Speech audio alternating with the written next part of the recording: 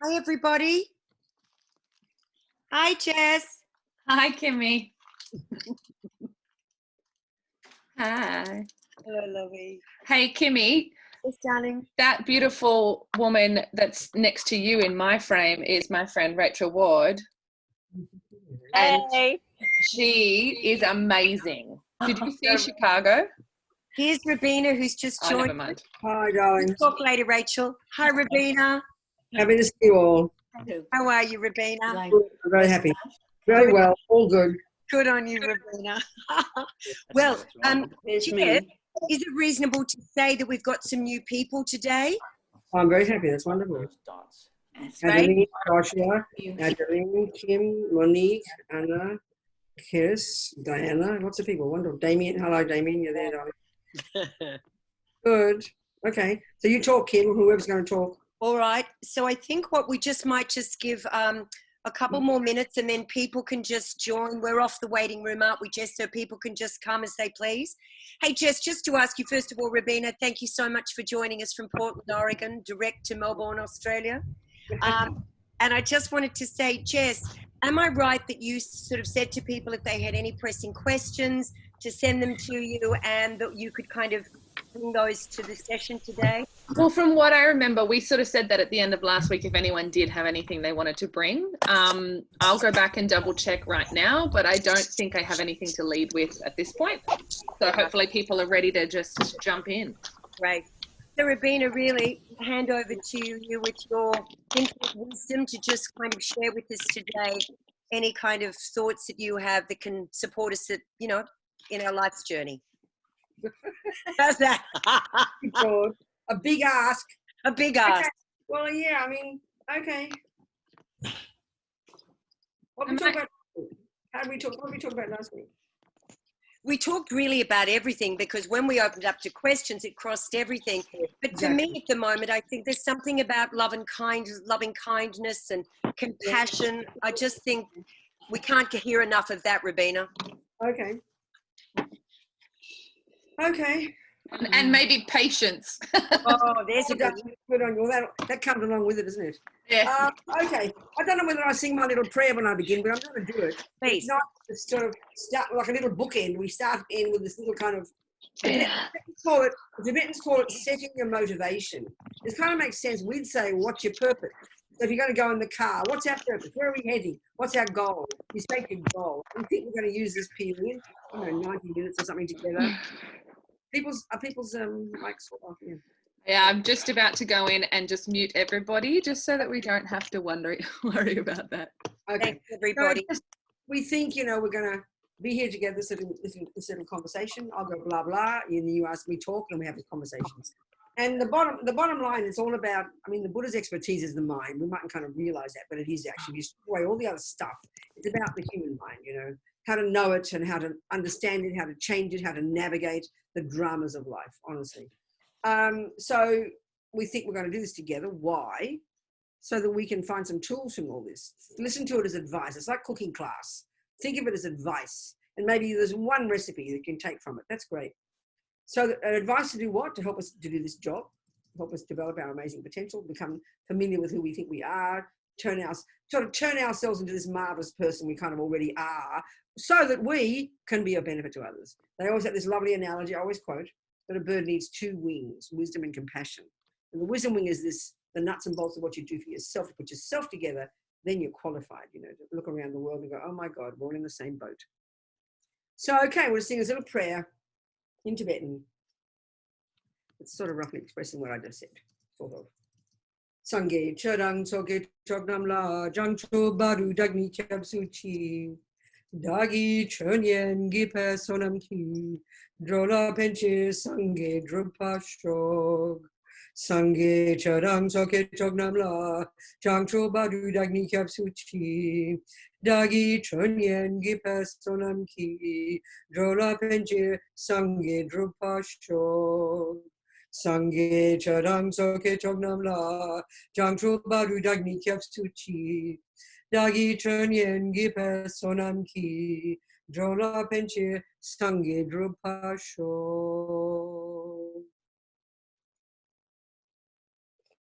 Okay, Well, you know, loving kindness and compassion is kind of ironic. It's kind of interesting, isn't it? We always see that in dramas like this sort of, you know, dramas worldwide, or even dramas in an environment, in a family, in a group. It seems to bring out sometimes the worst, but certainly the best in people. And it's kind of interesting, and it does that. And it's so powerful. I mean, I joke and I say, you know, I'm old because I don't read social media much. I read newspapers and magazines. I still subscribe, you know. And so there's masses, endless of stories all over the world, of amazing human beings, unbelievable courage by human beings. And we can't help but be moved by that, you know. It's incredible, actually. So maybe the question is, we all like to read about these things, but maybe the question is, why is it sometimes so hard, sometimes impossible to have compassion? It's sometimes impossible to even see beyond your own nose, you know, it's so clear. And why is it that we can't have it all the time? I mean, it's the same question, really. So, you know, the Buddhist analysis is, as we've been talking, if we start to look inside ourselves, and this Buddhist approach to the mind. And it's kind of interesting for us. I don't know if I mentioned this before, but it's kind of interesting to realize that this really, I mean, the Buddhist view is really extensive and vast. This deep analysis, not of the brain. That's not Buddhist expertise. It's not the Buddhist expertise at all. It's actually a really precise and quite deep and broad, precise analysis of the individual states of mind, but the actual cognitive process itself. We know that neuroscience is ingenious in mapping the brain. We understand psychology when we look into the thoughts and feelings we have, and then we look into all the things that cause it, like the genes and the DNA and the this and the that and the events. The Buddhist one is unbelievably direct. It's almost we can't hear it initially. It's so shocking, so shockingly easy, but so shockingly difficult. Is that the Buddhist approach is to learn to become familiar with the actual subjective process itself in a really intimate, precise way. So, I mean, that's not so easy, but what's interesting is this is like 2,500 years ago.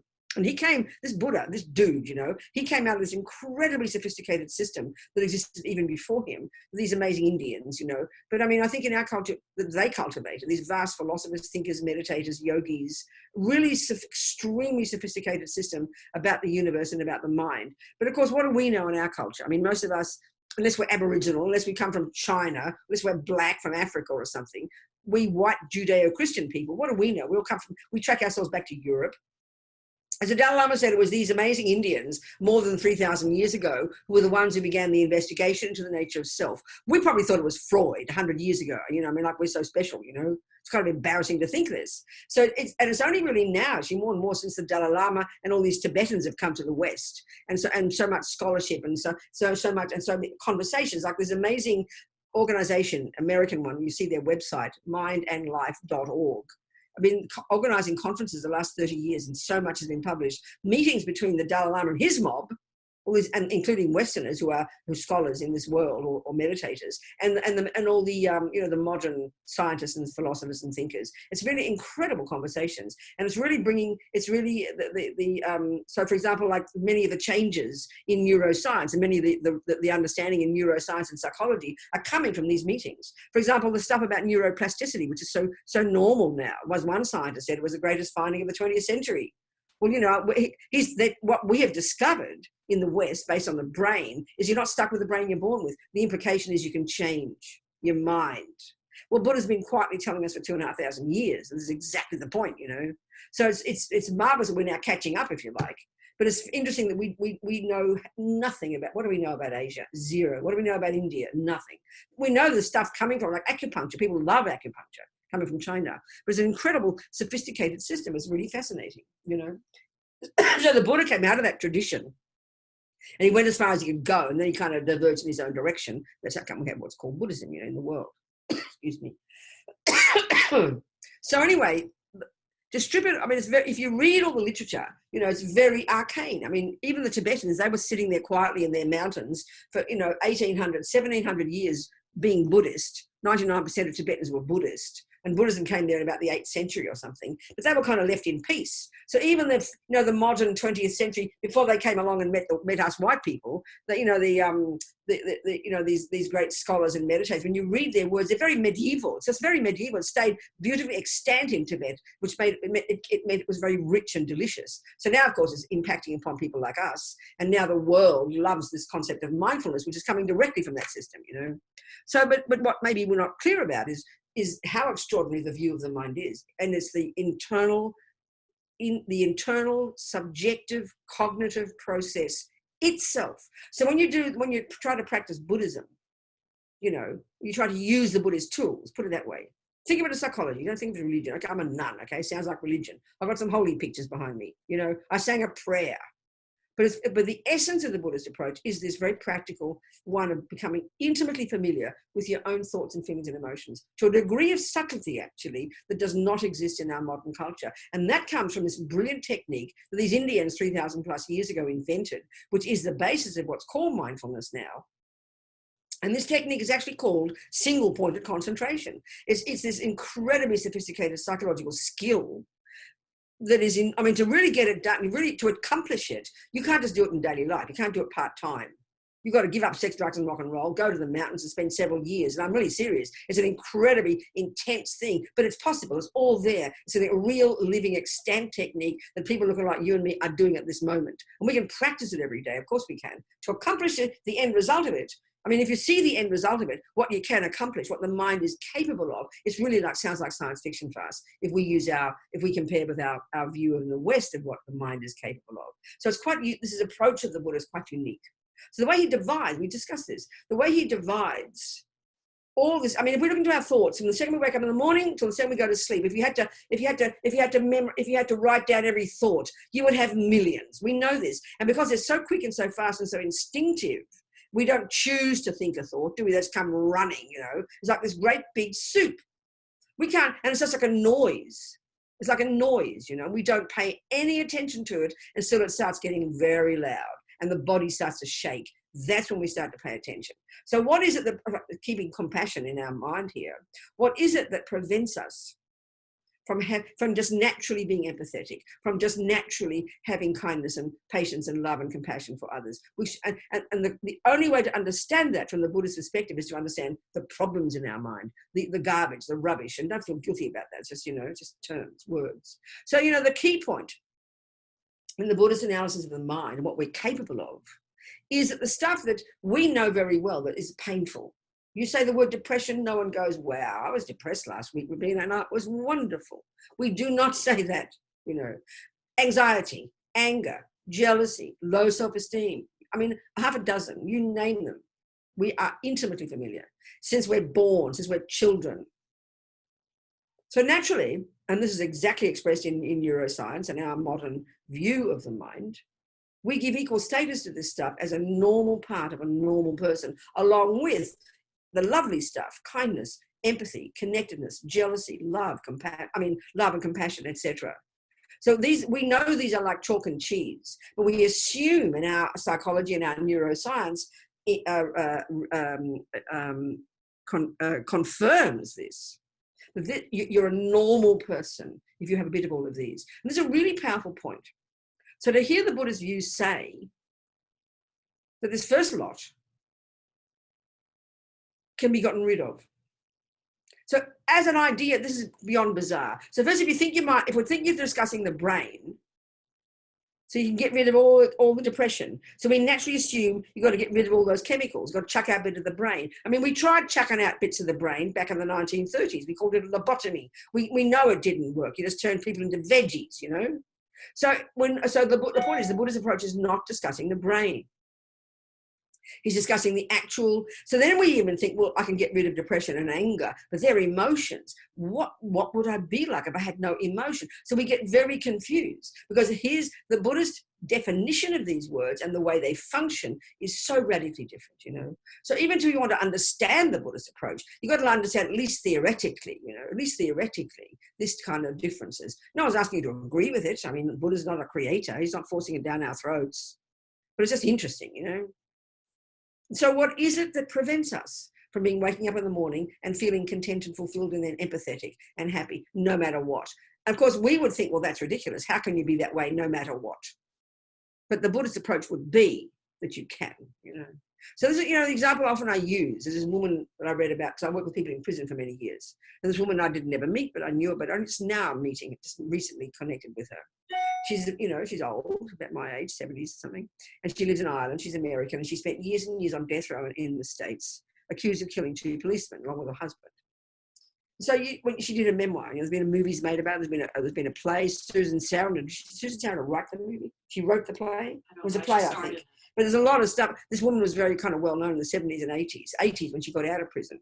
Unbelievable story, like unbelievable, extreme example of total nightmare, monstrous treatment, husband executed. Even when he got executed, his head burst into flames because they did the wrong things. I mean, it's like medieval. You can't believe the intensity. Her children were given away. Her parents died in a car accident, and she was on death row for 17 years, something like that. You can't conceive of it, you know.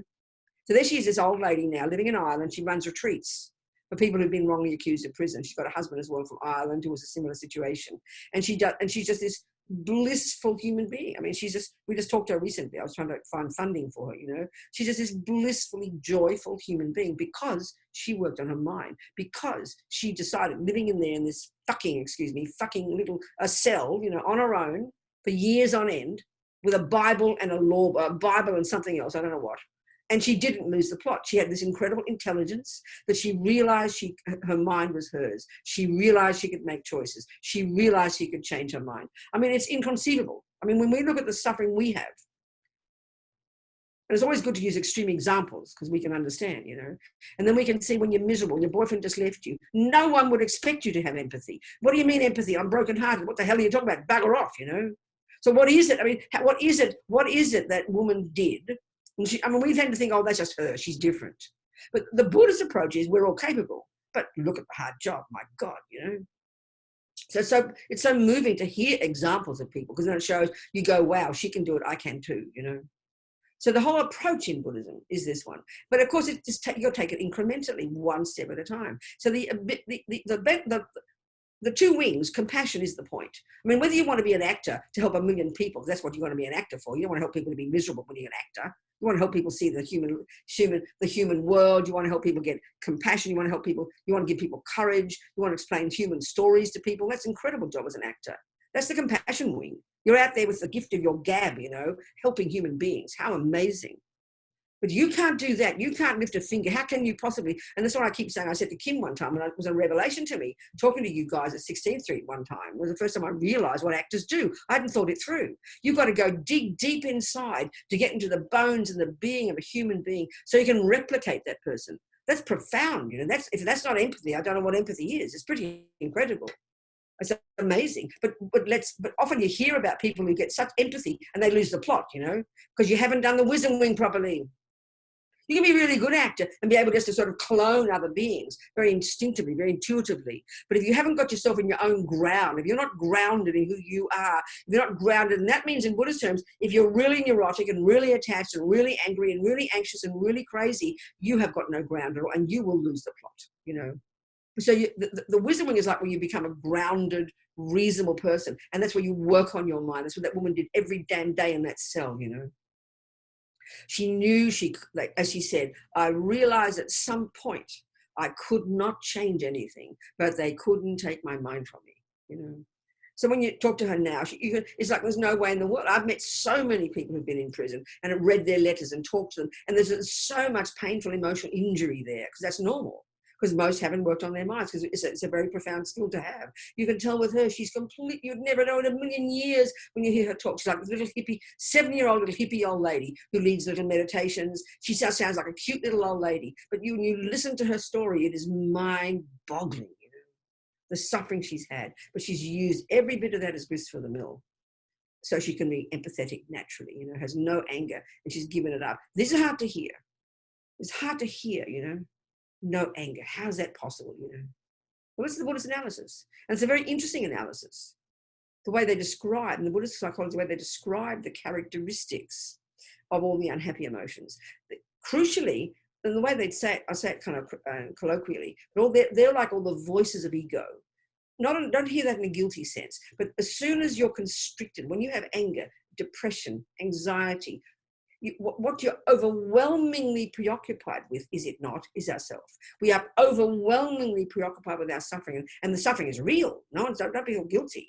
We can't see anything past our own nose. And the interesting point is, when we do see past our own nose and look at the world appears, as one of Azama Zopa says, our teacher, the world appears back to us through the lenses of our fears, our depression, our anger, and our jealousy. So the world looks horrible. And then of course we don't think that the world is appearing back to us through the lenses of what's in our own mind. We think the world is horrible. It is dark. It is ugly. It is evil. It is depressing. But we've got our wrong lenses on, you know, and this is the powerful point to say. We get this. So working on our own selves, becoming familiar with all the crazy thoughts and feelings and emotions, and beginning to kind of like put yourself together, you know. It feels like to me you've got to be a good editor. It's like unedited chaos in there right now. We've got to edit it, put together, become clear. What is it? What's happening? And that just demands listening ever more clearly, which is the function of good concentration meditation. So you can start to unpack and unravel, and then begin to identify the painful, neurotic, unhappy emotions that have a very particular function of being conceptual stories that are exaggerated and distorted. That's the key function of all the unhappy emotions. They're rooted in fear. They're rooted in this vivid, concrete, frozen sense of concrete set in stone, poor me. There's no sense of space. It's fear, panic. That's their character. We can attest to that. And of course, if we think they're normal, and you'd be weird if you didn't have them, then you just learn to live with them. You know, you try to take a drug that might make the symptoms go away for a moment. No, the Buddha says it's all, you know, you've got to learn to be a cognitive therapist. And that's exactly what that woman did. She had this ability, this extraordinary, I'd call it emotional intelligence and courage. Instead of going completely crazy, which is normal, she was able to become familiar with the workings of her own thoughts, which is what informs our feelings and emotions. And that you've got to go below the surface to get to that. And then to have the courage to know that your thoughts, they're not set in stone. We can change them. This is the miracle. And we do it every day, but we just don't join the dots. We don't notice. If you know you're mad at your sister and you decide you're going to have a phone conversation, but you decide you're going to let go of it and not worry, you just change your mind. And that's all we're talking about here. Nothing radical. It's just that it's difficult. We don't realize we can do it because we do it all the time, but we don't realize what it is. And that's the job we have to learn to do. And then that is what then naturally, when we're slightly less anxious, less neurotic, less sort of isolated, less constricted in me, naturally, as you lessen that stuff a little bit, you can't help but expand your own sense of you, and it has to encompass others, even a tiny bit. As soon as you're feeling even slightly less angry and depressed, you are feeling slightly more empathetic and connected to others. You can't help but connect, you know. It's sort of obvious, it's our experience. But it's not, we tend to think it's hit and miss. You wake up one day, you're feeling blissful, you wake up next day, you feel depressed, like as if you can't control it. We're up and down like yo-yos, you know, but we can be in charge of the process. That's the point, you know, that's the essence of it. So the first point is, the first one, to hear about depression and anxiety and jealousy, not to feel guilty, I'm a bad person. No, it's not to have compassion for ourselves. This is what's messing us up. This is what drags us to hell, you know. Of course it's natural. But what we mean by natural, this is a powerful point. What we mean by natural is that you'd be unnatural if you didn't have it. That's the difference. Buddha disagrees with that. And it's so clear when you have an example like this woman who's clearly not depressed, angry, jealous, anxious, depressed, angry, her parents in a car accident, a husband executed, they're both innocent, his head went on fire. I mean, you can't even conceive of like Victorian, like medieval nightmare, you know. Even her children, when they were first arrested, her 9-year-old son was kept in handcuffs or something. Just like this nightmare. You can't imagine the nightmare of injustice. But she came out more blissful and more compassionate and more wise and more loving and more content than she went in. That's the point. And extreme examples like this, not just to make it, oh, wow, that's so special, isn't that amazing? And then go back to the default mode. It's like a learning. You watch tennis and you see Federer, you don't just go, oh, wow, isn't that amazing? You realize, wow, I can do it too. You connect with it, you know. That's the power of examples, I think. So the other thing that's really makes, I think, interesting for us, we have great skills when it comes to everything in the universe. Even to learn how to be an actor, you have skills, you have methods and skills, you know. But when it comes to emotional stuff, we don't have skills. We just think it's hit and miss. We think it's pot luck, good luck and bad luck. And because we think the outside world is the cause of it all, we don't have many methods in our culture, in our psychology and neuroscience with respect to us. We don't have many methods that enable us to look inside. And if there are methods, you've got to track them back to the East. You do. You track them back to the East, you know. That's not completely true. That's lying. There's amazing Christian meditators and people as well. That's not true. But in general, the world, you know, these days, we tend to sort of, anyway, blah, blah, whatever. So, yeah. So the main function of the unhappy states of mind, they make us unhappy. That's pretty evident. But they cause us to not see reality. This sounds very weird, but it's obvious. If I'm angry, if I'm upset, really angry, some awful things have happened, then the person is so clear. Well, even just think of their face, you can't stand the sight of them. You can't hear the sound of their voice. Yesterday, you thought they were divine because you were in love with them. Today, you're so angry, so hurt, you can't even see their face. Their face appears so horrible to you. So it's really clear that when whatever's in our mind, that the world appears back to us in the aspect, that's how they put it in Buddhist psychology. I'd say through the lenses. They say everything appears back to us in the aspect of what's in our mind. It's sort of so obvious, but again, like I said, we don't join the dots, you know. So one of the key practices then is when we're in the midst of the chaos and the pain and the hurt and the jealousy and the anxiety and the depression, whatever, at whatever level, part of the practice is to observe it's there, label it accurately, know it's not at the core of your being, which gives you courage. Because often we're overwhelmed by it and we can't stand the pain. We think this is who I am. We identify with it. That's our major mistake. We identify. You look at how mostly all of us, the view we have of ourselves, the view that's chatting away in our mind, we might even confess to the world. It's not a very pleasant view. I'm not so good, I'm too fat, I'm too thin, I've got the wrong shape, the wrong this, the wrong that, the nose, the ear, the toenails, the details, with the details that we go into about what isn't right, you know, about ourselves. That's the irony of ego. The default assumption of ego is I'm less than I am, I'm not as good, I'm wrong, or I'm more bad than I think. It's kind of really fascinating. We've got to look at this and be utterly fascinated by it. It's extraordinary, actually. It's absolutely astonishing how this can be, you know. But this is the function of all these neurotic states of mind, the Buddhist analysis would say. They distort. They're not seeing clearly, you know. So these are the ones that cause us pain, and these are what prevent us from having empathy. Occasionally, we'll reach out beyond ourselves, and we know it's very blissful when you feel empathy for someone, when you see other people's kindness and you rejoice in it and delight in it, or you reach out and are very kind, or someone reaches out to you with kindness. We know that's marvelous. But because we don't think there are systems, we don't think there are methods to consciously work on this. We can become a brilliant musician, we can become a brilliant cook. We've got methods. We just think this stuff is hit and miss. Happiness is hit and miss. You know, we think that. And that's a pretty scary way to live life, you know, to think it's just hit and miss. There's no method. And the Buddhist says, well, there is method. And you're the one who has to do it, you know. And the essence of it is to become intimately and precisely familiar with the thoughts and feelings and emotions every second. You can't do it overnight, obviously. No one can. But the system's there, you know. And on the basis of this practice, you become less neurotic, less up and down. And the thing is, when we say that, we tend to think, oh, I don't want to be up and down. I'd rather be up and down, please. There's some emotion there, you know. But you don't become less emotional. I know when I first heard about Buddhism and people talk about being mindful and walking slowly and eating slowly, I thought, Jesus God, I don't want that. Thanks a lot. I mean, listen to me. I'm just as speedy as I was 45 years ago before I was a Buddhist. You know, seemingly up and down, seemingly emotional. But no, I'm not. I'm internally more steady. Don't have much anger anymore. Don't have much jealousy anymore. Those things. So you learn to work it because it's a real methodology that you use that you can see the result of if you do it properly. It's not magic. But I'm the same personality. You know, speedy, fast, loud.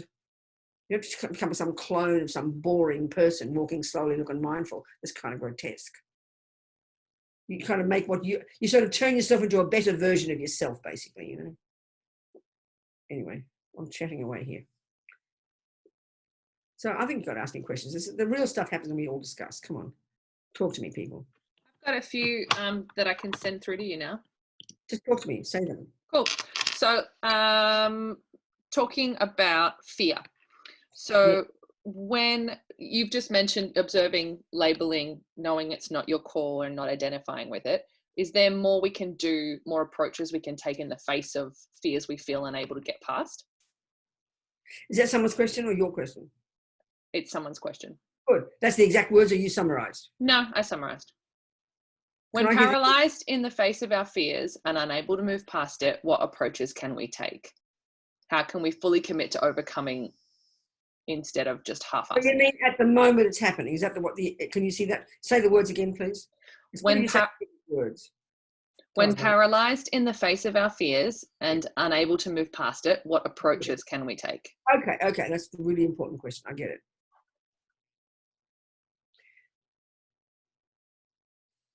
The trouble is, this indicates our whole approach, which is the big mistake we make. We don't notice things are going wrong in the mind because we're not paying attention. And the only time it's because all the thoughts are chatting away in there. Fear doesn't come out of nowhere. Nothing. It's the result of a process, and we're not paying attention to the process. So we only notice the fear. It's like Vesuvius exploding. I use that ridiculous analogy. It's like we only notice that that our car is in a bad way when we're going at 100 k's an hour, and we suddenly notice the wheels falling off. That's the fear. Paralyzed by fear, when suddenly your wheels are falling off. The question has to be that is begging is, how come I haven't noticed the wheels wobbling well before they fell off? So what is it? So the mistake is we ask that question, and that indicates that we don't pay attention to this mind of ours until it's screaming. And at that point, when your wheels are falling off at 100 k's an hour, the real answer is the best you can do is damage control. But the real learning from that is I better go back and start noticing my mind so I can get to the point where the wheels will never fall off. And that is really possible because you start to notice when they're wobbling. You start to notice when the little bad things happen in daily life. But we don't pay attention to those. And that is completely how we are in our culture. Even the fact that, if I'm really feeling not too bad and quite happy and not much, a little tiny bit of worry, and I go to a therapist, she'll think I'm wasting her time. She'll tell me to go home. We only go to the therapist. We only start to do meditation when the wheels are falling off. And it's just insane. So that's the real point about this. There's not much to do when you're paralyzed. There's not much to do when your wheels are falling off. The best is to control your control so you don't destroy yourself. The real learning from that is to go back to use methods so we can become familiar with all the thousands of things in there and the mini little tiny baby wheels, the wobble of the wheels, the tiny things going wrong, and to really begin to comprehend even intellectually, which we can discuss now, what is fear? Where does it come from? What's motivating it? What's triggering? Not even the trigger. What is that process? So the bigger question is that one, the bigger point. And in other words, don't wait till your wheels are falling off before you find car mechanics. We all know about, and this is not a joke, it's a simple, dumb example, but it's profound. We have that in our body. We don't wait till our teeth all fall out before we go to the dentist, unless you're really neurotic. We have preventative. We know about car mechanics. You can have a car for 30 years and wheels will never fall off because you're taking care of it. That's exactly what we can do as humans. That is the exact Buddhist approach. And that's exactly what we are capable of. So you don't have to wait till you have anxiety and panic attacks and the fear is so bad you're paralyzed. But so the learning from that is that we can do something about it beforehand. And that's the real learning. At that moment in time, best just to keep yourself safe. Do what you can not to lose the plot. Know that you won't go crazy. Know that it's okay. That's the best you can do. That's the, navigating so you don't crash. But the real learning is we can start to become familiar with our thoughts and feelings and emotions and notice them when they're mild and then start to take care of ourselves. That's the bigger answer. I hope that helps. Other questions, Jess? And say the people's words, please. You're a good summarizer. You're a good editor, but it's nice to hear their words. How do you unlearn particular habits that have its origins in childhood trauma? Things like people pleasing, desperately not wanting to disappoint others, walking on eggshells. That's wonderful. That's a really wonderful question. Well, the Buddhist view would say it does not come even from childhood trauma. You got born with that, honey. The Buddhist view is, I'm not asking you to like it or dislike it, but I'm giving you the analysis. That we come into this life, our consciousness does not come from mummy or daddy. It does not come from a creator, and it doesn't come from nothing, and it's not a function of the brain. It doesn't mean family don't have a role. It doesn't mean that traumas don't have a role. It doesn't mean the brain doesn't have a role. None of that. It means that the Buddha isolates the consciousness as the continuity of mental moments, which is coming before conception from its own self. So we come into this life programmed with our own tendencies. So that tendency, so the key one that Buddha talks about, if people read any Buddhist books, you'll hear the word attachment. It's a very cute word for us, but in Buddhist psychology, it's a profound understanding. So this is one of the main neurotic states of mind. We've got the neurotic states of mind, we have the valid ones, the positive, the negative, virtuous, non-virtuous. It sounds very religious, but don't hear it like that. It's a way of classifying. There's different states of mind. So the ones that are ego-based, I-based, fear-based, unhappy, separate, me, unhappy-based, attachment's the main voice of that energy, the main voice of that, the main voice of this sense of a separate me. And this attachment is multifaceted. We talked about it last week. Its primordial energy from the time we're born is dissatisfaction. I'm never enough, I'm not enough, what I do is not enough, what I get is not enough. So at the grosser level, this attachment then becomes hankering. I must have this, the food, the this, the that, the sex, the drugs, the rock and roll. But the deeper level of this attachment is the one exactly like you said. The deeper one is the deepest attachment, the deepest emotional hunger, the deepest neediness, the deepest emotional hunger is this yearning to be seen and approved of by others. It's so primordial, and every being in the universe has it. The way Buddha's analyzing the mind, it's the deepest disease we all have, and it's the source of the greatest pain. In other words, the assumption of this attachment, the assumption of this, what you got to ask, why would it be that I want others to think I'm a nice person? Why would I desperately always try to make everything nice? This hunger to be seen as a good girl. The implication is that unless someone says, Robina, you're a nice person, we don't think even we exist. It's like we have to look in a mirror to even think we exist. We need a person to say, you're a lovely human being, Robina. Then I go, wow, I must be okay. So Buddha's saying, you're already okay. And it's one of the deepest diseases we have. They even say the greatest yogis in the mountains who've given up everything, just using this as an analogy, are still thinking about what the people in the village are thinking about them. So the central player in our mind, which is I, it's this it's always in reference to others. We're even walking down the street and a person we think they slightly look mean at us. We're worried, You're driving the car and a car behind you toots his horn. You can't even see the guy's face and you get anxious. He doesn't like me. You don't even know who the damn person is. This is primordially deep, and it's so primordial, we rarely really notice it most of the time. We can see it in some people, like people pleaser, being a good girl. Often you talk about good girls and bad girls, So the good girls are those ones. We've all got it. We all have this a separate sense of self that's not wholesome, that's isolated and lonely. And so we hungering all the time. It's for sex or drugs or rock and roll or money or power or people's opinions. They're the things we hunger for. So it's very primordial. And this is the main way we suffer. So the Buddhist approach is learning to become familiar with that and slowly healing that.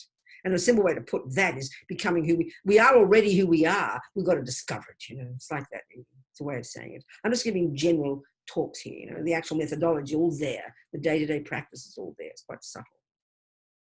I hope that helps. What else is there, Jess? Cool. Perhaps suggesting some beginner Buddhist literature, Buddhism for dummies, if you will. Good. There is one, actually. A friend of mine wrote it, John Landau. He said it was the hardest book he ever wrote. He's this author. He wrote this Buddhism for dummies with someone else, I think. There is one. But I think there's so much literature. What to say, where to start. Also, there's a bunch of stuff. There's so many things out there. Very many good, depends on the kind of thing you want. Dalai Lama is one of the best people. You can always trust his stuff. And he either has very quite philosophical texts, teachings, or he has very down-to-earth, lovely ones. Anything by him, but to check out whether it's a, difficult one or a simple one. There's, there's so many things. There's websites you can go to that are really quite useful. Like, for example, but I mean, I could even send a couple, send to you, Kim. Yeah. A couple of course notes I use for my courses. There's some of my stuff in it and some of other people's. All this, details about karma, all the stuff exactly that I'm talking about here about the mind, going to great detail about the mind. I'm happy to send that to you people. And if you want to send that to people, you're very welcome. And then from there, you can kind of track, you can sort of look online, you can find your own way. But I think I can do that for you if you like, Kim. Shall I do that? Send her a book. A couple of PDFs of different courses that I use for course notes. I'm just now, the course I'm giving on Zoom, like this week in Santa Fe, I'm going to put together some course notes. I can send a couple of those. And that's a good start. And going into details about how I'm talking right here in my language about this stuff. And then you follow on from there. There's marvelous books. There's lots of good stuff. But you check up, because there's a lot of rubbish published as well, there's a lot of rubbish published, but I don't mean that to be rude. Well, I am being rude, but it's true, because we tend to think that anyone's allowed to write what they like. You know, if you're a cook and never did any cooking classes, but you just decided you write a book about cooking, I mean, it'd be very rude. You've got to give your sources and show your credentials, you know. We don't tend to think that with spiritual stuff. So check really carefully that authors have got good reputations and things. And there is a lot of good stuff out there.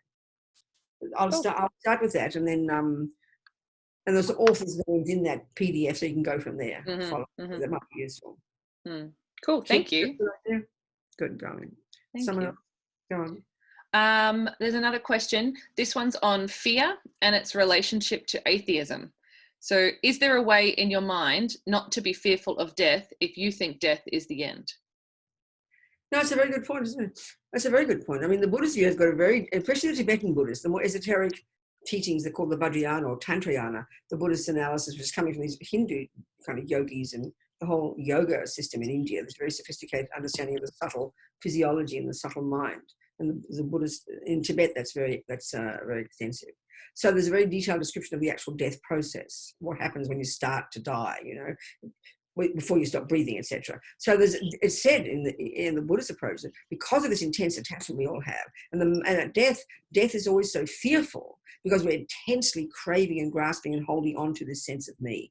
And if we've never practiced thinking about who we think we are, and especially thinking about the reality that everything changes, this is a powerful thing. I mean, the Buddhist teachings are very extensive on this idea of everything's impermanent. And we go, duh, yeah, we know that. But there's one of the primordial graspings we have, which is what gives fear, the attachment to being me. And at the time of death, it's finally dawning on us, which we've never wanted to look at in our lives. Let's say you're an atheist. You know, nobody wants to look at it. Finally, we're being confronted by this reality, you know. So fear is quite stupendous. So, I mean, it's not an easy thing. It's like the wheels falling off, a bit late. If you're throughout your life, you live this is very powerful, really good advice. If you live your life in the framework of the fact that everything changes, and this is why even right now, forget death. Things change. Death is a more dramatic change, that's all. Death is actually a very dramatic change. But the reality of impermanence is so evident to anybody with half a brain. But because of this enormous attachment, and because of the way we are with attachment, when we get something nice, check it out, we know this. When something nice happens, which is what we want, attachment's a junkie that really wants everything to be nice. And as soon as we get the nice thing, you found the nice job, the nice this, the nice person, the nice meal, moment by moment, we then add this extra ridiculous level of nonsense and say, wow, now I've got happiness and it's going to last forever. I mean, when you hear people, especially the really blissful one of relationships, I always quote Nicole Kidman. I mean, I love the woman, but I remember reading an interview in Vanity Fair with her years ago when she was with Tom. And she said at the end of the interview, this is a very powerful example. She said, we will be together until we're 80. Now, the fact is we know that's not true. Penelope Cruz came along and whatever, you know. I'm joking, but you understand. So, of course, the Buddhist view is saying we don't have to just, you know, we've got this sense of whole attachment to get the nice thing. We're always anxious and angry and hurt and frantic if we don't get the nice thing. And this is the way attachment works. It's always running the show. We get the nice thing and then we go, wow, now I've got it. And we assume, even not articulating it, we assume it's going to last. We assume that because we frantically want it to last. So why, in other words, why do we suffer and why do we have fear when Tom leaves us, when the boyfriend, or when, you know, the job changes, when COVID-19 comes along and everything stops in its tracks? I just read in the New York Times now, you know, one journalist went up and down Broadway looking at the tragedy of all the theatres closed and wondering whether it'll ever happen again. Overnight, you know, suddenly everything changes. Of course we suffer, but we just assume it's natural that we suffer. But we've got to analyse, why do we suffer? Because of attachment, desperately wanting only the nice things. When we get the nice thing, we then assume it won't change. So the extent to which we grasp at something as unchanging is absolutely the extent to which we will suffer when it will. And it will because it's natural for things to change. So you don't live with kind of this nihilism. Well, you know, if Tom's going to leave me tomorrow, why bother? No, you don't. Within the fact that everything is impermanent, if you live your life in that bubble, you will not go crazy. You'll know that everything changes. You know that life is short. And then you make the most of every moment you have. Even, you know, you just will that. You'll know that you are impermanent. When you look in the mirror, you can see you're impermanent. We know death is coming. So if you live your life in the framework, not of death, which sounds a bit depressing, but of the fact that impermanence is natural and the radical impermanence of death is absolutely natural, and learn to recognize that, because fear absolutely comes from not wanting to see something, not wanting to look at something, living in denial of something. If you open the door to the reality, the fear is dissipated. So then within the fact that your life is impermanent and you want to live a useful life, then you realize everything's impermanent. You make the most of what you've got every day. You become a better person. Because the Buddhist view is we program ourselves every day. It doesn't just go in one ear and out the other. Everything we think and do and say, we are turning ourselves into this marvelous human being. And of course, the Buddhist view would say your consciousness continues. That's another discussion. But what drives you then is this wish to make the most of every moment, to be useful to others, to be not neurotic, not depressed. Why? Because you don't want to be miserable. And to be kind and loving. Why? Because everybody else wants it too. And then make the most of your life. And whether you think you go to heaven or reincarnate or turn into a piece of, jump into a black hole, doesn't matter. You'll die with a happy mind because you're not scared. That's the long answer. I mean, there's a short answer, really. It's pretty fundamental. It's kind of logical. Fear comes from the Buddhist approach. Fear is the nature, is the voice, is the characteristic, is the flavor of all the unhappy states of mind. And there's real logic to that, but of course it's not evident immediately because the Buddhist analysis is quite particular. But fear is the natural flavor of anger, attachment, jealousy. Because it's not realistic, Buddha says. We're living in la la land, But when we're more virtuous and more clear and more wise, we're more happy, we're more fulfilled, we're more content, and we're more realistic, and therefore more happy. It's very logical if we look at it, And it's a doable job, that's the point. What else, Jess? What else has been down? Well, it's interesting because the next question was asking you to talk about the process of fear and how and why it happens. Okay, we'll do more of that, and it's really helpful. Okay, let's do that. See who's here. Rebecca, Georgia, James, Sean, Sam, Fiona, Chris. Lovely to see you all. There's Kerry. Hi, sweetheart. Okay, let's look at fear then. It's very interesting. It's very fascinating, actually. So I'll present this Buddhist analysis again. They classify into precisely three groups. All the mental experiences we have, the thoughts and feelings and emotions. We've got the sensory consciousness, which is the eyes and the ears. Forget those. And actually, no, don't even forget those yet. It's interesting. It's a really interesting point to recognize the Buddhist view of the sensory consciousnesses. We give them so much power. We allow our senses, our body, to run our lives. We even call ourselves happy or suffering. It depends on what our senses feel. But the Buddhist view is senses are like dumb animals with respect to animals.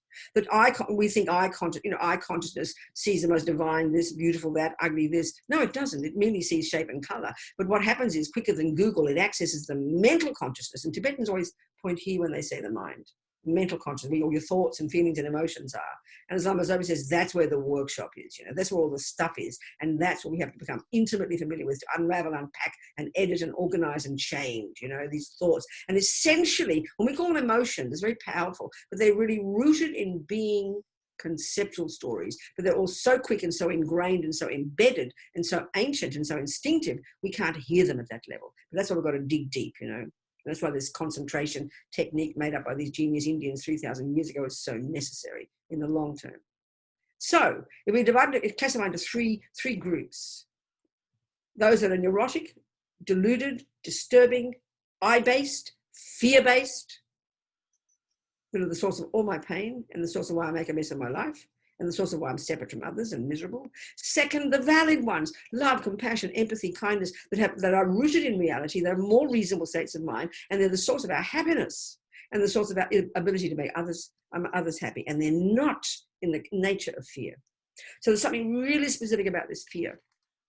So if you look at the list of different states of mind, it sounds hilarious, but the Buddhism from way back, from these Indians, has got a map of 84,000 distinct mental states, neurotic ones, and 84,000 antidotes to them. But they luckily narrow them down to three. And if anybody's read any Buddhist literature, you're going to notice they talk about the three poisons, or the three toxic emotions, So it's a hierarchical relationship between these three. There's three of them. The root is known, actually, colloquially as ego grasping. It's this primordial, constant fear-based, and mostly like a sleeping lion. Doesn't rise much until you're attacked or offended. When you're paralyzed. But it's mostly quietly there. This wrong sense of a broken, bereft, separate, concrete, solid me.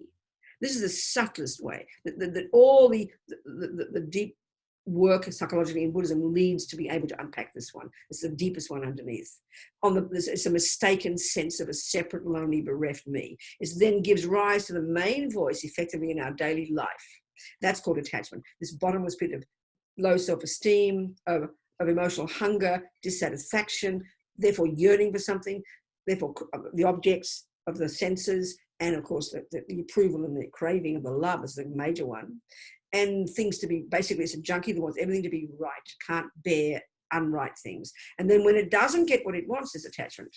That's the third one. And that's aversion, bare bones aversion. And it's got a spectrum. We discussed this last week, I'm sure. Anger is the normal one. Rage, kick, shout, scream. Milder levels of that. These are the wheels wobbling, but we don't notice. Annoyed, irritated, frustrated, anxious, stressed. Mild versions of fear. They're the wheels wobbling, but we do not notice until you're screaming, you know. And then the internalized versions of these are depression and despair. These 3 in the Buddhist analysis are profound, you know. And these are underpinning all the other drums, and the jealousy and all the other nonsense comes from these. So when we become familiar with these, and these words seem so, anger and attachment sounds so boring, so simplistic. When you go to a psychologist and ask about anger and attachment, they look at you like an idiot. All these complicated analyses we have in the West, and that's okay, it's a different model. But these go really deep, and they underpin all the others. And they're all rooted in the deepest one, which is so subtle. And that only really rises when you have this, when you're paralyzed by fear, when you're really offended or hurt or really run over by a car or just have panic attacks. You know, that's when this wrong sense of self is rising like a maniac. Now, this sounds really kind of weird initially and abstract, but why they are rooted in fear. Fear is all of their flavor. It's not a separate one called fear. Fear is the flavor of all the neurotic states of mind. Then why there's fear is because none of these states of mind are valid. What they mean by valid is they're all distorted, exaggerated assessments of something. So attachment is just think of the chocolate cake or the boy or whatever you want. It's an over-exaggerated assessment of the deliciousness of that object. It then over-exaggerates its role in making me happy. It then causes us to manipulate, to control it, to get it, to possess it. All that's a function of attachment, and it's all a lie. This sounds so strange to say like this. It's very nuanced to look into it. There is a cake there. It does make you happy. It does trigger pleasure when it hits the mouth. But attachment exaggerates everything, over-exaggerates, and then we grasp it as permanent. Because none of this is true, then it's always you're going to be disappointed. So fear is just always there. Fear is just always there. But when you've got love and compassion and virtue and goodness, they are more valid states of mind because they're rooted in interdependence. Interdependence is reality. Things are interconnected.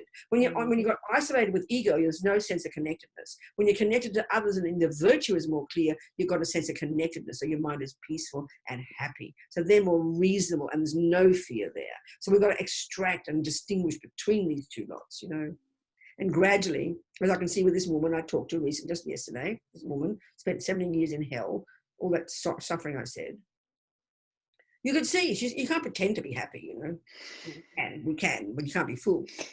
But there's this genuine so-called peace in her mind. There's not a semblance of anger or rage or hurt or despair or bitterness because she's worked on her mind. She's gone beyond fear. I mean, ordinary level. I'm not trying to say she's a great saint or anything.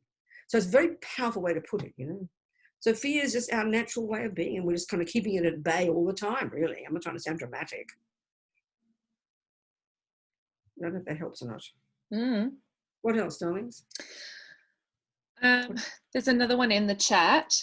Yes. So is religion, where you hand things over to a god, just an unwillingness to do the work on the mind? I understand. It's an interesting point. I don't think it follows, but I think if we misunderstand, I think we misuse. I think it doesn't have to be religion. If you misuse any body, okay, let me give a broader picture here. The way I like to think about the universe, think about it, all these good human beings, lots of wonderful human beings, over the centuries. You look at Australian Aboriginals, they've got the most elaborate, it seems to me, whether they've still got, still fully extant, I don't know, but the most elaborate philosophy of the world. And it's so abstract. I mean, I can't even understand it. And it's been there sitting there developing for 40,000 years. Human beings have come up with this really elaborate philosophical presentation of the universe. Look at it. every person you look at in any culture, that's all they've done. So we label them Judaism, we label them Catholicism, we label them Creator, we label them Buddhism, Australian Aboriginalism, whatever you want to call it. Humans are using their minds to come up with ways of seeing the world. So I like to give them all equal status. So we could call some of those religion, we could call some of them philosophy, whatever you like, but they're all really philosophical presentations. So that's the broad thing for me. So now, it seems to me we've all got our own philosophy. You mightn't be labelled anything. We've all got an elaborate way we believe the world is. And that's a philosophical presentation. So we all assume that whatever we believe is true. That's a problem. That's fundamentalism. Whether you think you're right and you're a Jessist and I'm a Rabinist, we all think we're right, you know. So fundamentalism is thinking you're right and everyone's wrong. So whatever you label your philosophy. So there happen to be some philosophies are called religion. Now Buddhism is included in that, but there's another distinction, and this is where the Buddhist distinction is, you know, is different, is there's no creator. There's no concept of a creator. And that very clearly is a view that is very clear where it says, and when I was a Catholic, like God is the source, is the boss, runs the universe, made me, and then he has the power to punish and reward. Now, I think that is the usual view we have of religion. But that can be exactly the same in Stalinist Russia. Any fundamental philosophical set, you know, country with very strict rules are exactly the same, you know. And if you completely give all your power over to that person, even give all your power over to your boyfriend, you're doing exactly the same thing. You're chucking out responsibility and not becoming your own person and living fear and try to do what they think is right because you want them to love you. I mean, that's a mistake we all make. That's a philosophical mistake we make. So the Buddhist approach would say, and don't even give it the label Buddha, we all how we are, and we have to be responsible. Which doesn't mean we don't rely on other people. You rely on all kinds of people to help you, but fundamentally, and this is the Buddhist approach of karma, we create ourselves. Our mind goes back and it goes forward. No one created us. There's no punisher. There's no rewarder. We have to take responsibility because everything I think and do and say produces who I am. So I've got to be responsible. I can't just chuck it out and say, well, if I cross my fingers, someone will think I'm a nice girl and punish me or reward me. That's kind of infantile. The Buddhist approach is we are responsible. We have to be responsible because what I do brings results to me and I better be in charge. I better know what the hell goes on, you know. So that's my answer to you. Great. Yeah, so copping out, that's what ego does. We cop out and we dump it on somebody else. Yeah. And we blame someone else for making us suffer and we blame someone else for making us happy. And you know, but it's infantile. And that's the source of suffering. That is the fundamental source of pain and suffering. You're schizophrenic, you're separate from yourself. We're going to be kind of join up with ourselves and become our own selves. You know, I'm being a bit wishy-washy, but that's a very powerful concept. We're the boss. Absolutely. So listen, I want to do a little meditation, lead a little kind of something or other before we'll do that in the last 10 minutes. So just a little one at the end. Is that okay? That'd be lovely. Discussion is the way to go. Come on, people. There's another one in here. So does Buddhism have any beliefs or thinking around the pursuit of intimate or loving relationships? For example, the idea of marriage or a long-term union. Is there any point to it? Well, I mean, okay, the bigger picture is, forget Buddhism or I don't care what you say. But look at us. We're social beings, right? Aren't we?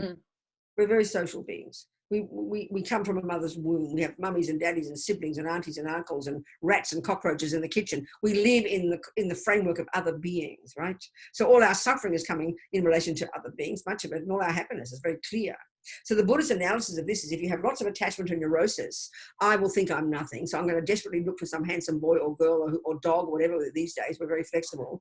And I will totally believe that when I find that person, now I find happiness and I will dump everything onto that person to make me happy and I'll manipulate and possess. That's the nightmare of attachment. That could be for your boss. It could be for your dog. It could be for your so-called partner in the intimate relationships, this person is saying. And as we can see in our lives, this relationship with one person, the classic one of the family, a boy and a girl, and 3 babies and a dog or something. That's the way we've framed it over the years, and now we're more flexible about that. But it's a pretty fundamental drive. We yearn to have connection with humans. Now, it can be completely obsessive and neurotic and totally destructive. Look at the world. Or it can be really valid and powerful and based on intelligence and connectedness and love and compassion and wisdom. Wow, what a relationship to have. Isn't it? It's up to us, you know. And the thing is, the Buddhist point is, though, if we're driven by attachment and all the other rubbish only, we can't conceive of being happy on our own, which is why many of the people I know living in isolation in prison do go mad. Whereas this woman, Sunny, didn't go mad. She was content, blissful, gorgeous human being on her own for years. That's possible. So if you really do this job that we're discussing here, you're on your own, you would never be lonely. You'd never feel depressed and sad because you know who you are and you're fully content in yourself. Then the relationship you had would be marvelous. You can still have a relationship and have 10 babies and 5 dogs if you want to. But it's not as if you have it. If you're only based on attachment and yearning and craving, I'm nobody unless I get a partner, you'll live in hell, guaranteed. And we know this. We know this. Do you understand? Yeah. Didn't know, sorry. What else, then, people? Anything else? Questions, thoughts, concepts, ideas? I have one in the chat, but I'm totally happy for other people just to jump in and I can save that one. Robina? That's Kim, yeah. Kim, there's a question I think is an important one to answer. Uh-huh. My father-in-law is dying alone in a hospital in England, as no one is allowed to visit because of I'm not heartbreaking. We live in Western Australia and cannot go to be with him, nor can we physically be there for my mother-in-law. What Buddhist practices would be powerful during this time? Oh, sweetheart, yeah. I mean, that's, of course, there's so many things you can do. I can say some things now, but I think if you'd like to email me, if you'd like to, I can easily give you some things to do and point you to some things. It mightn't be much of interest to anybody else. But there's just, this is where the Buddhist approach, it's not a whole discussion now. The fundamental job is doing what we talked about. But the Buddha would assert that, consciousness is endless and beginningless. And many of those consciousnesses, people like you and me, become super powerful. And because consciousness is not physical, it can also be existing. So that it can be very powerful and beneficial. That's what they mean by Buddhas, So all these different Buddhas, there's one called for a Buddha, a prayers and mantras, a mantra in particular, which is a very powerful Sanskrit sound that is connected to healing, So I can easily recommend that, but I think it'd be really nice if the person emails me. You give them my email and I'll send them to certain practices and explain what they can do. These things have a lot of power, I mean, there's a mantra of compassion. There's a mantra, and these can be beneficial just for oneself to help steady our minds when we need to, But there's definitely lots of things you can do, absolutely. Thank you, Robina. I'd love you to email me, absolutely. Okay, we'll pass that on. Yeah, absolutely. What else, folks? More questions then. Come on, Jess, read them out. That was the question that I was going to read out. So, okay. Oh no, here we go. Here's another one. Good. I am going to struggle pronouncing this. I can pronounce it, Jess. Thank you. Go for it, Kim. For Rinpoche said that once you come to know your mind. Sorry, start again. Who said it? Chogyam Trungpa Rinpoche. Oh, okay, good, yes. Said that once you come to know your mind, 70% of it is bad news. What advice do you have to navigate through this, seeing ourselves as we really are, to reach the stability of a serviceable mind? So I missed the question in that. Or is this a statement? So what advice do you have to navigate through this, seeing ourselves with 70% of it being bad news? Right, okay. Yeah. That's exactly what we're talking about, That's the irony of ego. The fact is, if I ask you all to do a little analysis, I ask you a few questions and you can say yes or no, and you will see my point here, but we never think like this. So I'm going to ask you people, do you kill? Do you rape? Do you lie? Do you steal? Do you go out there and harm sentient beings? Do you think about doing this all the time? I think probably the answer would be no. So that means you've got virtue in your mind. You have kindness, you have empathy, you have goodness, you reach out to other people. You have, every one of us sitting in this room together have actually unbelievably good qualities. Now but when we look into ourselves, we see the stuff that is there that is not love and kindness, but is anxiety and worry and fears and depression and jealousy and anger. They are actually a smaller percentage in the gross sense, but they seem to preoccupy. They seem to loom large and actually be 70%. That's the bad news. So actually we've got so many good qualities. Even just that alone is one simple answer. Okay, if you go more deep into the mind, you're going to find that attachment does pervade the mind. It's the subtlest level and it sounds horrific. And if you're brave enough, we can see at a deeper level, we can really do the work. And so we become this amazing person. But at an ordinary level, we are good human beings. We have incredibly good qualities. But who in this room ever even bothers to go, wow, I'm so kind. Look at that kindness. We either think we're not kind, or we say it defensively. Well, I'm kind. I'm kinder than they think I am. We sort of say it in a hurt, injured kind of way. So even though the delusions are there, these neuroses, this kind of a limited sense of I and its voices of attachment and anger and all the others, they are there for sure. They are there, but The other ones are there too, but we don't speak them. We don't state them. We don't acknowledge them. We don't affirm them. And the Buddha's view is anyway, they're the ones who we really are. They're the ones that are the core of our being. These we can develop to an incredible degree. Any happiness we have, any capability to have even a decent conversation with somebody is because of empathy and kindness and love and forgiveness. They're all there, or intelligence even, but we don't pay attention to them. The others loom large, you know. So it's a question of really reassessing who we think we hell are, you know. It's very fascinating. Ego is addicted to misery. It's addicted to the bad ones. It's addicted to me being those things, you know. It's very fascinating. Very fascinating. Mm.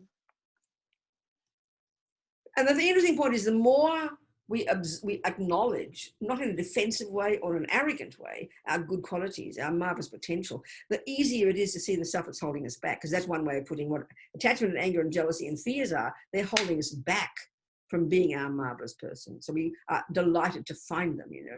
We're delighted to locate the problem because we know we want to get rid of it.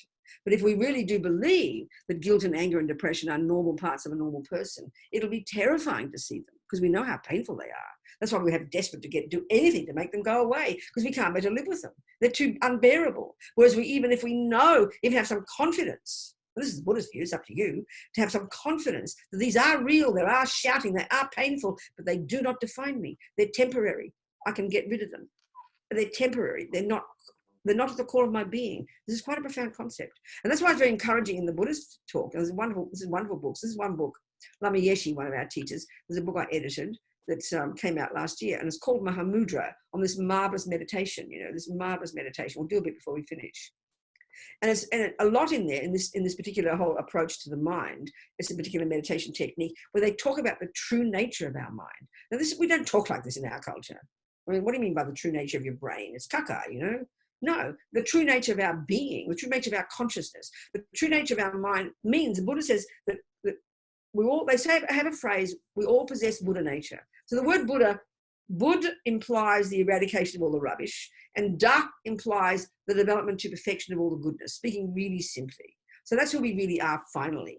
So they also, we all possess Buddha nature. So what that means is, all consciousnesses, all minds, all beings, just naturally, by our very existence, possess the potential to be fully developed in bliss and joy and love and compassion and intelligence and, you know, rid of all the nightmares and the pain.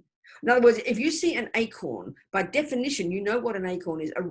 A squirrel thinks it's breakfast. You might think it's a weapon. You could think it's jewelry, and you can use it as that. But look at the meaning. What is in its bones? What is it? What is an acorn by definition? What defines the very existence of an acorn is its potential to turn into an oak tree. So an acorn always possesses oak tree nature. That's the meaning here. But our problem is we over-identify with being an acorn. I want to be the best acorn, change the hats and polish myself up. We see ourselves concretely. This is who I am, set in stone. No, we're not.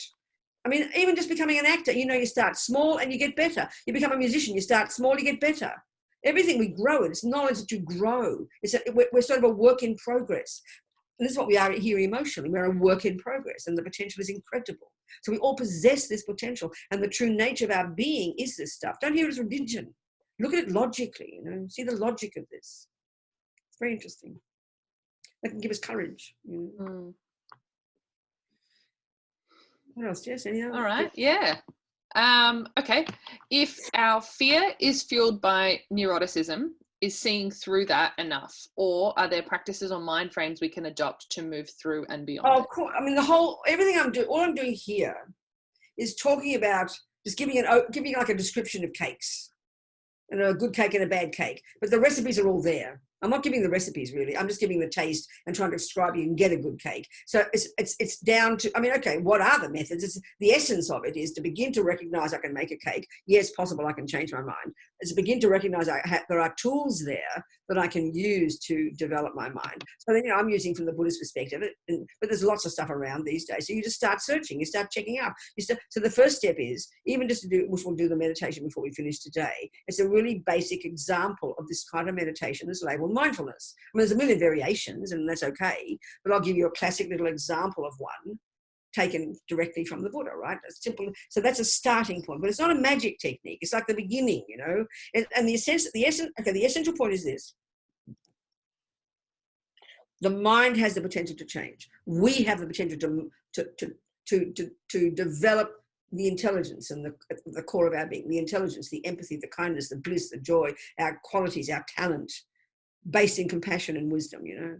That's our potential. That's the person we want to become. That's the person that's a happy person. That's a happy person.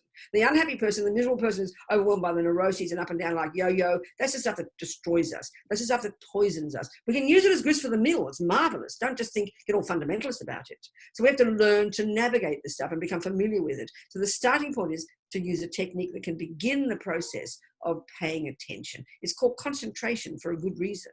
Right now, we can see our mind is chaotic, you know. We're just going from pillar to post. It's amazing we can achieve anything in a day because the chaos of the mind is quite astonishing. You look at yourself when you can't sleep one night. You think you're going insane. But the thoughts are like that all the time. Just they're shouting loud at night because there's nothing else to focus on. You understand? That's all. It's normal. It's just quiet in the day because you're so busy with the traffic and the boyfriend. But so the point is we can learn to navigate all this stuff and to make it and to calm it all down. That's the job. It's a long-term job, honeys. Do not hold your breath. But to know there's a method there and it's up to you to go into those methods, that's already encouraging. That's the point. So you start with something. We'll do the meditation before we finish. You start with the ability to get out of your head for 3 minutes. You don't get out of your head. You don't. So, okay, this kind of meditation we're going to do, which is a starting point. It's not a relaxation technique. There are wonderful relaxation techniques and we all need them, but this ain't it. It's a training your mind to focus. 2, it is not an alternative to a pill. In other words, it's not when you're going crazy and I've got to do something desperate. That's the wheels falling off. It's not like that. It is not to have a vision. It is not to make all the thoughts go away. It's a training. Like if you've never learned how to ride a bike, you've got to get on the bike and you've got to train yourself to stay on the damn bike. You don't suddenly think that you've got to now go and ride the Tour de France or something. You're a bit ahead of yourself. You don't expect anything. You just learn to stay on the bike. You get on the bike on the left side, you fall off on the right side. If you suddenly forget what you're doing and start looking in the sky, I think the sky is lovely, I'm very happy for you, but that wasn't the point. The point is to get back on the bike and keep looking, keep staying on the bike. So the job is to stay on we'll do it for 4 or 5 minutes. That's it. We'll use the object of the breath. So let's talk about it before we do it because it's helpful. There's a million techniques around. There are a million meditation techniques. Buddha does not own copyright on them. But if I'm trying to show you the classic way to do it according to the Buddhist technique, not someone else's. That's what you can do if you like, you know. So the point of this technique is a training that gradually, as if you were to really develop it, seriously develop it, you know, not just like play tennis once an hour, once a month, but be like Federer style, 8 hours a day until you become Wimbledon level. That's going up into the mountains, sex, you know, giving up sex, drugs and rock and roll so you can really get it. Most of us won't do that. Even most Buddhists won't do that. So, we can learn from this technique. So the key point is this: the technique itself is you take an object and the object is the breath. It's a good start. The breath goes in and out the nose whether we like it or not. So we anchor our mind to that. So we've got to focus on something just to anchor your mind. What we're trying to do in this 5-minute technique, 3 minutes, whatever, we're training our mind to concentrate, to stay on one thing. Now we can see how insane that is. With the physical thing, we can learn to do it. You stay on the traffic, and a miracle, you get to where you're going because you've kept your concentration fairly reasonably. But if you look into the mind when it's complete chaos, it seems like a complete farce to think that you can concentrate. It's insane, you know, because the mind is completely berserk, and that's how we all are. But we've got to start somewhere. So the point is this: you don't expect to get some concentration. Don't expect some kind of blissful feeling. Don't expect to make all the thoughts go away. None of that. It's training. And you might feel good one day when you do it. You might feel terrible. That's not the issue. Who cares? It's training. Each one leads to the next. So you get better and better and better at it. So what's the point of it? The real job in day-to-day life for all of us is to be our own therapist, the way Lamy Eshe puts it. That is to become familiar with all the bumps and all this and the wheels wobbling and the things and the good things and the bad things, and able to navigate throughout the day in your mind while you're driving the car, while you're dealing with a girlfriend, while you're making the dinner. You're not just only conscious of that, which is normally how we are, and you're noticing stuff happening here, but you're not paying attention. But what you're learning to do with this technique is you step out for a few minutes, you're training yourself to pay attention for 5 minutes on one thing. So then you bring that skill to bear in your daily life. Whereas, you know, once you would have only been observing the boyfriend and he's making you crazy and you're not aware of what's happening in here. You're only observing the traffic, and then suddenly you're screaming when the car jumps at you. But here, this skill bring it to bear in your daily life. You continue to live your life, but you become more conscious of not only the kitchen, the boyfriend, the traffic, but of what the hell is happening in your mind. And often one of the signs of success, they even say it in the texts, this concentration technique is described in terms of 9 stages of cultivation. And like I said, it's like to hear the end result, it's like science fiction. It seems so insane in the way we understand the mind, how astonishing our mind can be, how remarkable, incredible potential of this mind of ours, to have absolute clarity, to have incredible bliss, and I'm using these words literally, to have a mind that's vast, that's clear, as if you can see every atom. There's incredible capability of our mind. And that's only just the beginning. I mean, it's a very different, radically different view of what the mind is capable of, this view, right? Because we're talking about a level of mind that doesn't even depend upon the brain. That all sounds pretty cosmic. But the capability we have is amazing. So what I'm getting at is we have to learn to get focus.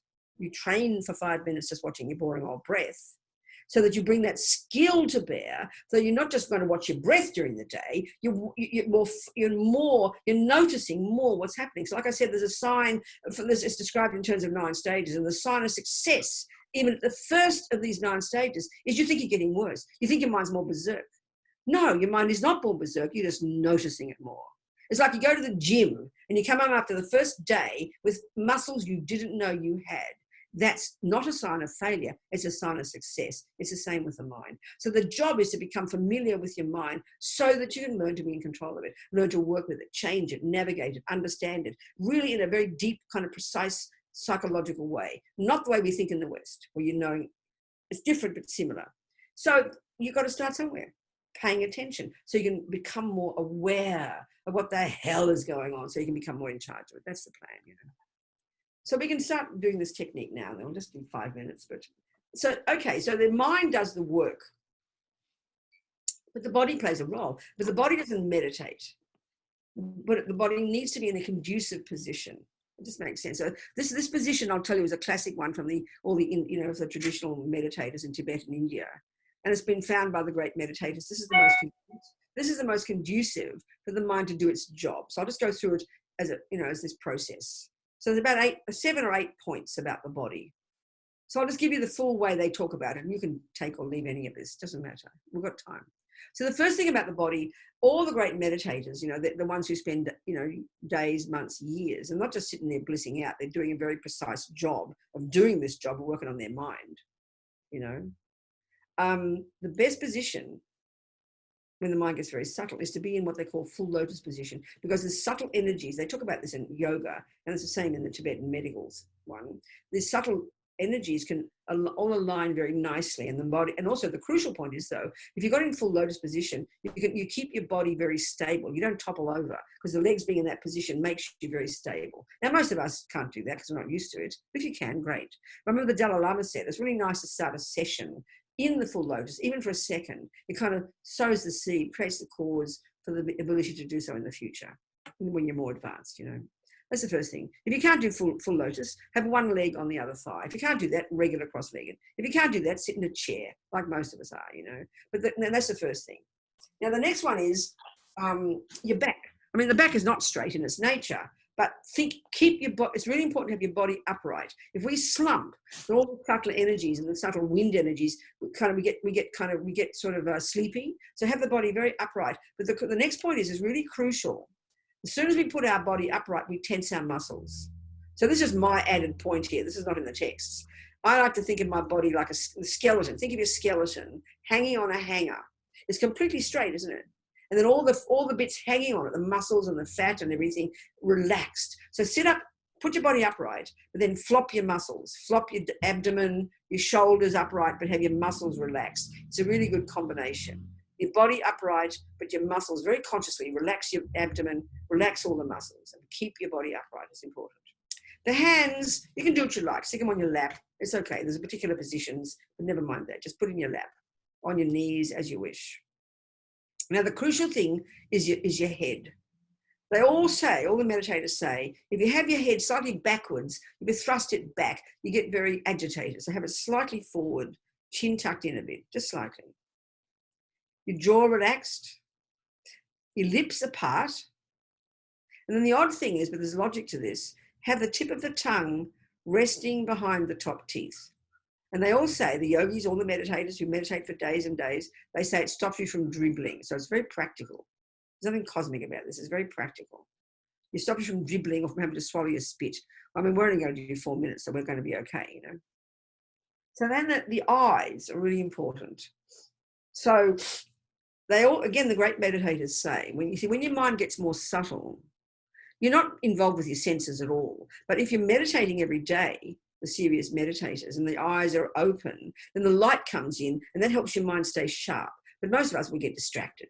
So don't worry about that. So just keep your eyes lightly closed. But then the main thing is to have your eyes beneath your eyelids, looking down, as if you're looking along your nose, okay? So to settle into this position in a very unself-conscious way, remembering your body doesn't meditate, you know, your mind does. So just, again, your legs, your back, your shoulders, your hands, your neck, your jaw, tongue, lips, eyes, and settle into it and then forget about it, okay? So the next thing we're going to do, we're going to locate the sensation of the air as it goes in and out your nose. That's going to be our focus. That's going to be the thing we will pay attention to. We're going to anchor our attention to that sensation. So just take a couple of deep breaths, not loud, but full breaths all the way down to your abdomen, and then just locate that sensation at your nose. So you'll notice when you breathe in and when you breathe out, the sensation's slightly different. But that's the general area of focus. So locate that. So take a couple of breaths all the way in, all the way out, but not forced and not loud.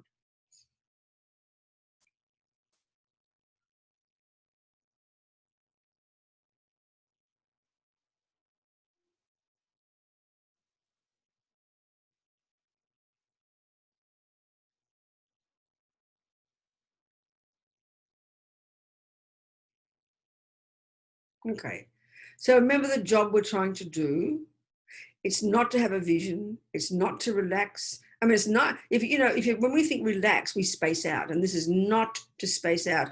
It's the opposite. You think if you're driving a car, you've got to be relaxed, otherwise you'll be crazy. But if you completely relax, you'll go to sleep and you'll die in a minute. So you've got to have a real sharp alertness, don't you, to drive the car. Then think of that. Here is the same. Because our mind is so addicted to spacing out, or we're so addicted to endless raving chats. Even if we're feeling angry, we can't stop the crazy thoughts. So don't expect to stop the thoughts, please. That is demented. Don't expect them to go away. Don't even want them to go away.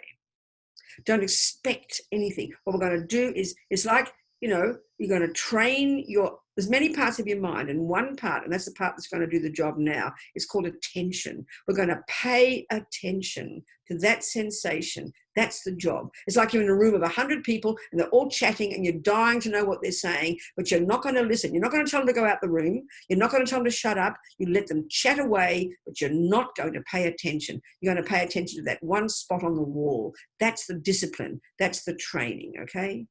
So it's not to make the thoughts go away. It's not to feel better. It's not to have a vision. None of that. It's training. So you're disciplining your mind to pay attention to that sensation. So a little bit more commentary and then we'll do it. So naturally, the mind there's two extremes in meditation. You either become very spaced out, like going to sleep. That's useless. It feels very nice, but it's not concentration meditation. Or the other extreme is you completely forget what you're doing and you start raving onto yourself. That's completely normal. So the mind gets overexcited or the mind gets dull. So the whole way this technique is described in terms of its 9 stages is the ability ever more sophisticatedly, ever more subtly to get the mind from stop being excited and stop being dull. So in the beginning, you're adjusting it. So just sort of 3 or 4 minutes, good quality, and we're going to determine, I'm going to pay attention to that breath with a sort of strong determination. There's other bits of your mind involved as well, but never mind those. So the point is, and as soon as you wander off, and you bring the mind back to the breath. As soon as you wander off, you bring your mind back to the breath. And I tell you, if you have to bring your attention back to the breath 50 times a minute, that is a good meditation. It's like you fall off the bike 50 times. You got to keep getting back on, and you're training yourself. You're training, okay? So with strong determination now, just strong determination, I'm going to pay attention to that breath. Let the thoughts come and go. Don't pay attention to them. Pay attention to the breath.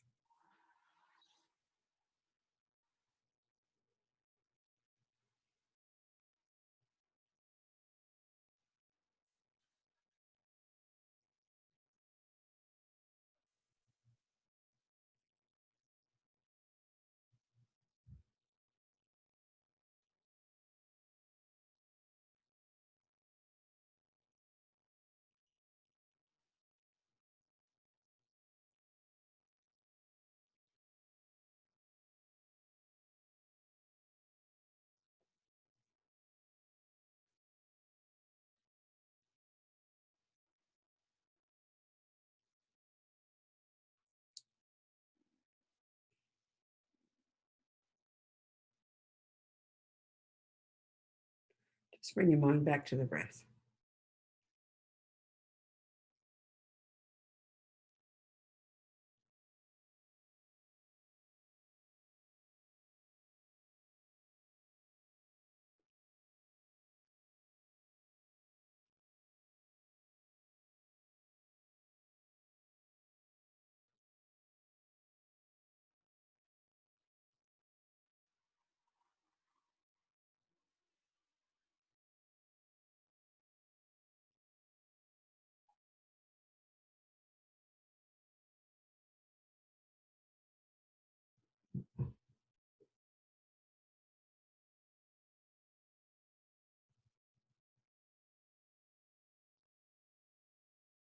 Just keep your mind alert.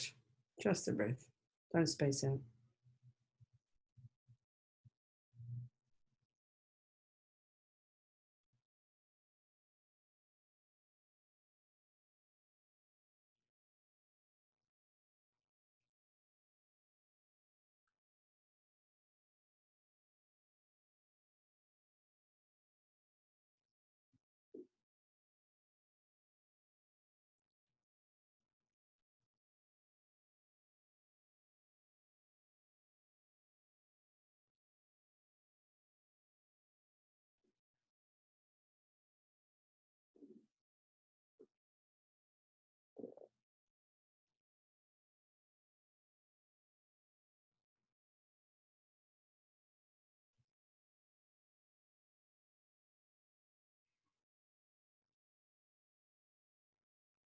Just the breath.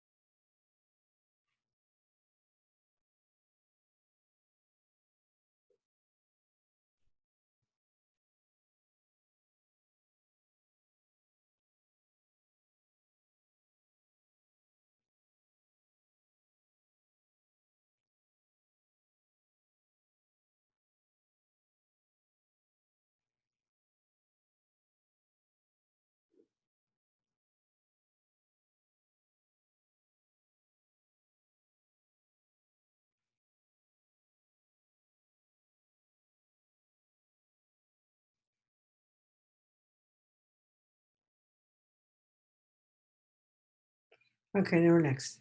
Relax now. That's about 4 minutes. Sometimes it's really good just for 4 or 5 minutes to really be focused, really good quality.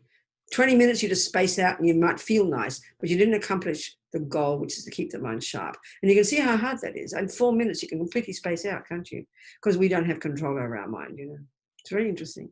So what we're trying to do is become more conscious. That's the really point. And don't, you know, conscious, not of the outside world too, but conscious of the thoughts moment by moment by moment. So you can say, well, that's anger thought, that's jealousy, that's fear, that's depression, that's love, that compassion. Right now it's a big soup, all mixed together, so quick, so fast, that's running into each other, you know. So it's begin to develop this ability to be conscious and hear it in a real practical way, not religious, of every damn thought, so you can learn to be in charge of them. That's the job. That's the job, you know. And we can all do it slowly, slowly. And so part of the process too is you become more conscious. You're going to hear more shit. You're going to think your mind's getting worse, but it's not. So you learn to live with it because you know it's not going to go overnight, but it's all part of who you are. And you learn to make friends with it all. You know, you become very skillful. Are we communicating, people? Good. Yeah. Good. I'm very happy. Thank you, darling. Everybody, it's time to go, isn't it? Or we still got time? It is. And Jess just sent me a message just saying that we've got 3 questions that we didn't get to, which we'll follow on for next week. And also our friend, we will connect you with Rabina, whose father's in England, and you're in our thoughts and prayers. Yes. And Rabina, thank you. Why don't we just do another quick one? Have we got a minute or two, have we? We do. So why don't we just do together, who is this person and what's the name of this darling man dying? Do we know? That's Karen. Karen, can you take yourself off mute and let us know the name of your... Tell us his name, darling. His name is Jeffrey. And Jeffrey's dying. Yeah. Sweetheart, let's now, If you want to join into this little meditation, we just imagine whatever way you feel. We just imagine the energy of healing, perfectly enlightened, blissful, blue, powerful blue light. The Buddha, medicine Buddha is blue. Imagine it, powerful blue healing light, any form you like. And we imagine there's Jeffrey. We imagine all the suffering people right now, all the dying people, all the sick people, all the sick animals, the whole universe. And you think of anybody you want to think about right now, have them right in front of you. So now we just imagine this radiant blue light coming from his heart to all the direction of all the people in the universe, entering into Jeffrey, entering into all these people, bringing powerful blessings, bringing peace to their mind, stopping their pain, stopping their suffering, stopping their sickness, stopping their anger, their fears, and their worries, and bringing them joy. Try to imagine this, want this from the depths of our heart. And I'll just sing the mantra of the medicine Buddha a few times as we visualize that from our hearts. Jeffrey, especially, and everybody. Taya ta om bekanze maha, bekanze, ranza samungate swaha. Taya ta om bekanze, maha bekanze, ranza samungate swaha. Taya ta om bekanze, maha bekanze, ranza samungate swaha. Taya ta om bekanze, maha bekanze, ranza samungate swaha. Chaya cha om bekanze, maha bekanze, ranza samungate swaha. Chaya cha om bekanze, maha bekanze, ranza samungate swaha.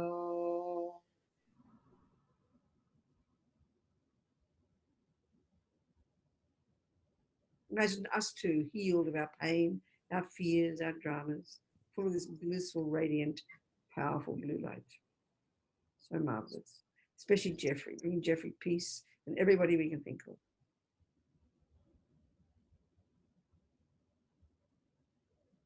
Thank you, everybody. Much love to all of you. Thank you, Robina. Much love, everybody. Thank you. See you next time. Rabina. Thanks, Robina. Thank you so much. Thank you, Robina. Thank you so much. Bye. Thank you. Bye. Bye. Thank you. Thank you. Goodbye, everybody. Karen, we'll get something sent to you, Robina's address, okay? Yeah, Jess sent it through in a private message. So Great. thank you. Thank you so much. And your dad's in our thoughts and prayers, Karen. All the best. Thank you. Thank you for your kindness. Thank you. Goodbye, everybody. Farewell. Thanks, Kim. Bye-bye. Thank you. Thank you. Thank you, everybody. Thank you for joining us.